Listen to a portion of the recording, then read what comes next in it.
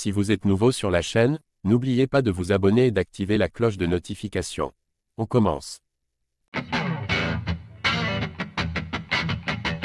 Plein d'ambition avant d'affronter ce vendredi Anthony Joshua, Francis Ngannou est brutalement tombé de son petit nuage. Mis KO de façon sauvage par son adversaire, l'ancien champion UFC n'a pas tardé à réagir à cette correction sur les réseaux sociaux. De second exploit, il n'y a finalement pas eu. Héroïque face à Tyson Fury 4 mois plus tôt, Francis Ngannou n'avait alors été défait que sur une décision controversée des juges. Or, ce vendredi, il n'y a même pas eu de match contre Anthony Joshua.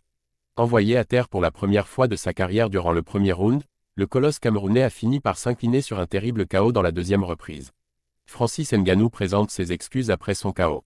Dépassé face à la technique et la précision de Joshua, Ngannou n'a donc véritablement pas fait le poids ces dernières heures dans le ring de la Kingdom Arena.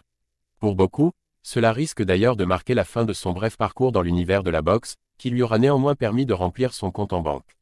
Quoi qu'il en soit, le Predator a tenu à demander pardon à ses fans après coup sur X.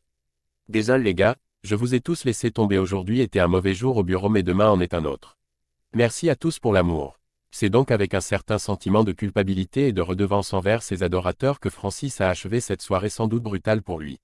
Après tout, jamais il n'avait subi le moindre knockdown, et bien évidemment le moindre KO dans sa carrière jusqu'ici. Qu'il se rassure cependant, puisque les internautes ont été nombreux à le couvrir d'éloges malgré tout, à commencer par son ami Kamaru Usman.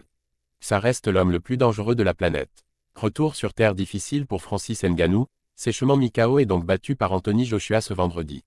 Forcément déçu de sa performance, il peut toutefois compter sur le soutien de ses fans, qui lui restent pour la plupart fidèles.